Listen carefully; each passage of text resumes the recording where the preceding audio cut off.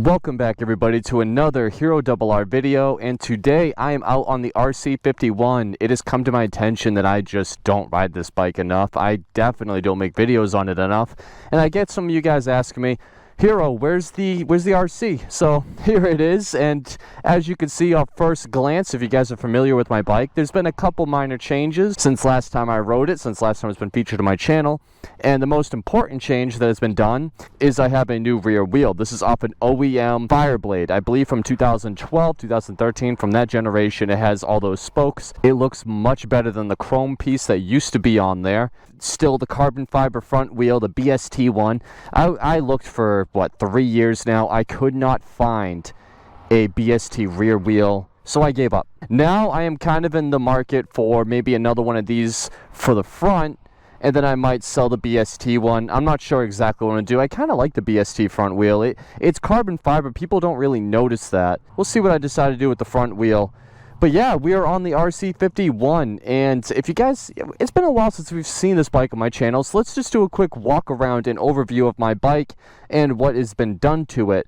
First off, we do have the Sato Racing exhaust. Look at that. That is just, it's a beautiful exhaust. Sounds amazing. I'll let you guys listen to it in a second. I got these Race Torx chain adjusters along with the axle lifters. This thing is so cool looking. It makes it so much easier to adjust your chain. These things are awesome. I really like these. Dale from Race Torx, huge supporter of the RC51, has tons of stuff. You guys should check him out if you have an RC51, but he also has stuff for other bikes too, so you should check him out. In the front, I have these Superbike braided brake lines that go directly in to the caliper like that. And as you can see, they run straight up to here. I have them on both sides. Again, that carbon fiber front wheel looking great. I have these are Proton flush mount turn signals. Actually, they're not really flush mount, but they are aftermarket turn signals. They are so bright though, super bright turn signals. And over here, I do have a quad lock for my phone, just mounted right here. And the most important mod I have is right here, a switch to turn on my Spall fan, so I can turn them on right here, and I can, see? Turn on with the push of a button. So that's cool. And the Spall fans, they actually run in the opposite direction. I forget if they're push-pull, I forget what it is. But anyway, it's much better than OEM. The bike, it runs so much cooler than OEM. So it is a very well worthwhile mod in my opinion. And real quick here guys, I'm just going to take a few photos of my bike and upload them to Instagram. If you guys are not following me on Instagram, you really should. The Hero RR, there's links in the description. Check me out, follow me. You can see pictures of my bikes. Oh, and real quick, I don't have many questions, but I did want to read this one. This is from Hayden again, and he asked a couple other questions. I just want to answer them real quick. He said he recently bought an 09 CBR 600RR looking for an exhaust system with a clean sound, not too loud. Should I be looking for a full system or just a slip-on? I have the Akrapovic slip-on and the Arrow headers. Go with the slip-on first. If it's not good enough for you, then get the headers. My 600 sounds so crisp and clean though, and it's definitely not too loud.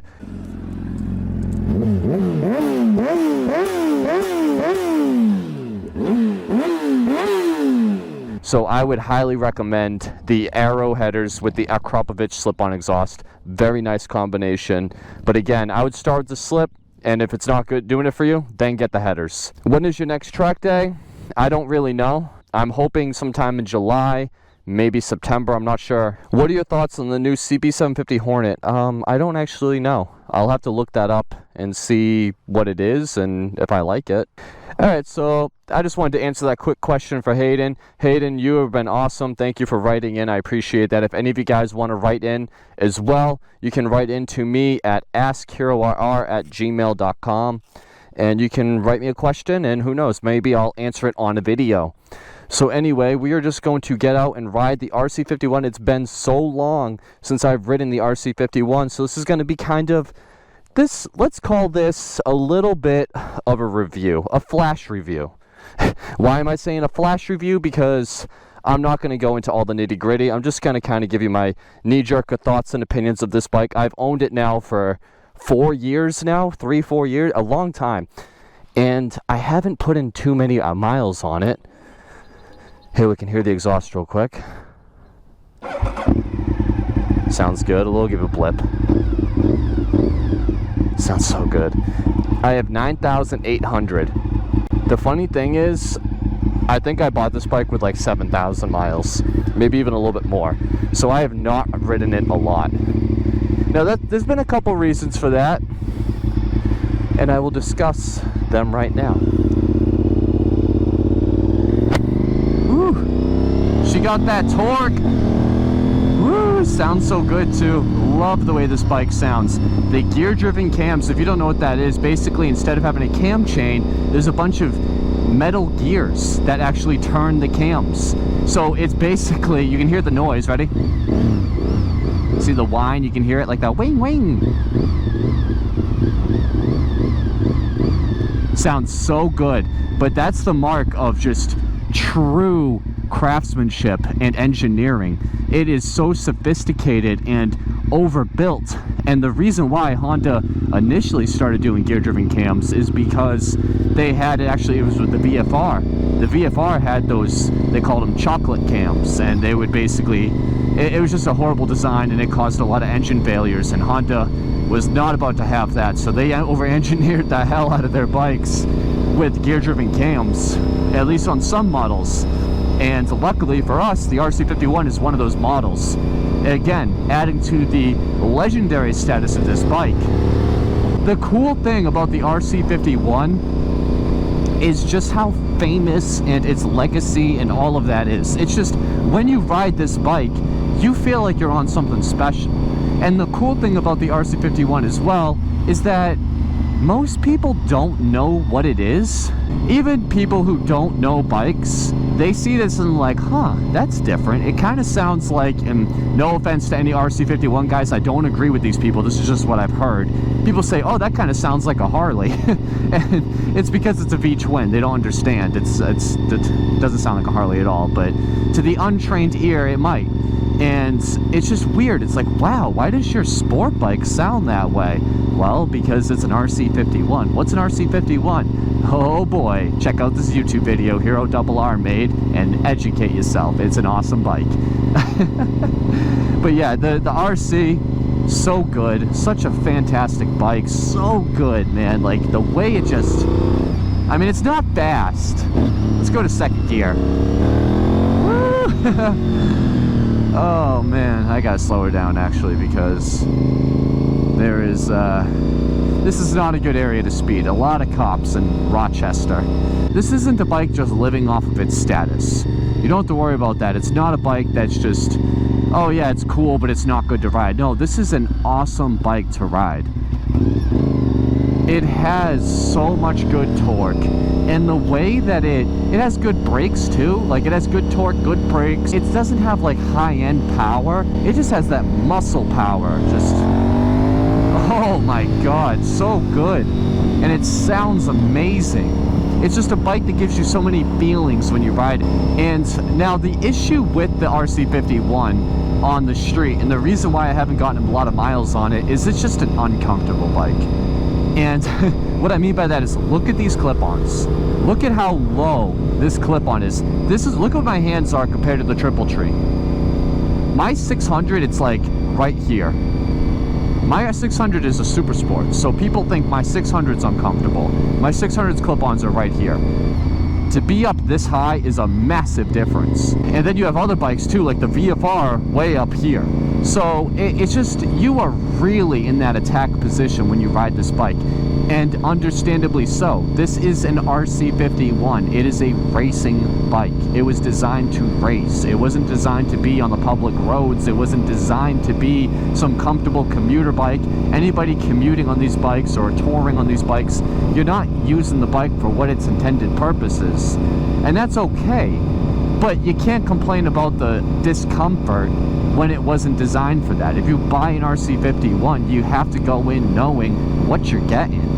So it's not a knock on the RC51, but it's the reality of it. It's just an uncomfortable bike, and because it's so uncomfortable, it's just not the bike I always want to grab and go. Because I'm not out here carving up the roads and doing 150 miles an hour all the time. I'm not doing crazy stuff like that as much anymore.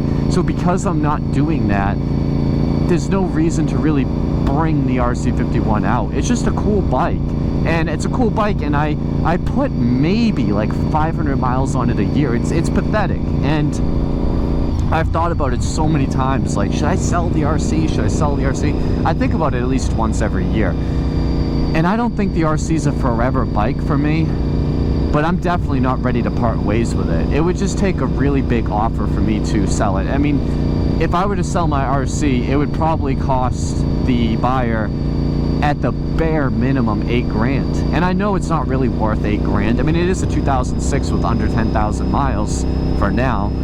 But I'm definitely going to go over 10,000 this year. And another reason too is, ever since the Turkey incident, I've just realized when I replaced all these OEM bearings, how difficult it was to replace them, how hard it was to find them. I got the last fairings available for this bike, actually. When I bought them, they were sold out after that. So I got the last set. I guess in a way I'm thankful the Turkey incident happened when it did, because I was able to at least bring this bike to its OEM former glory. And that's the thing, these fairings are all OEM. And so riding this bike, you have a little bit of fear, like, oh man, please don't drop the bike, please don't crash it. Like, it's always a fear in the back of your mind because you can't replace anything. And of course the insurance companies are not going to value the RC51 for what it's really valued as. So if you wreck it, you're never going to get the money that you really should have from it. So because of that, I would say that the RC is just a tough bike to take out. It's not the bike I always want to ride.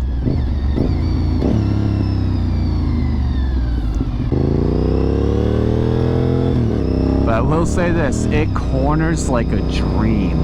It absolutely corners like a dream. It just holds its line so well.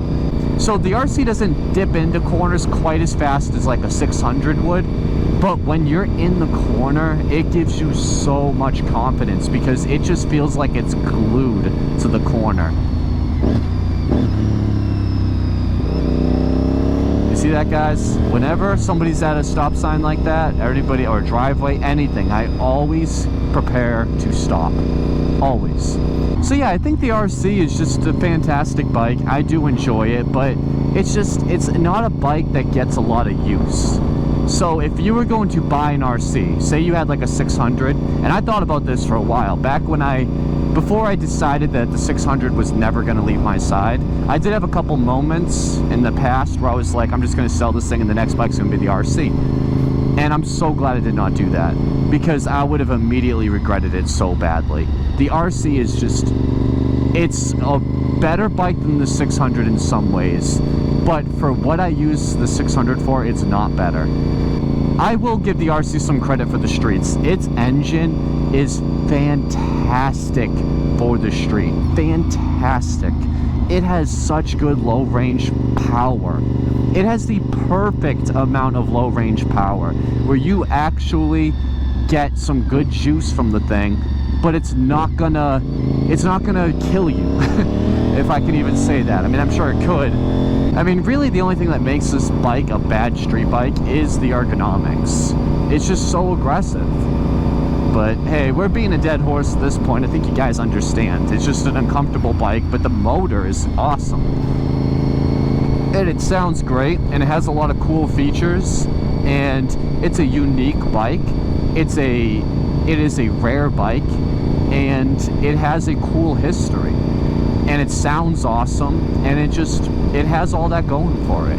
And I personally love these bikes, and anybody who has one of these, please, and this is like a little bit of a public service announcement, if you ever get yourself an RC51, do not get a fender eliminator kit. Mine came with one already on it, but do not delete the fender. Do not.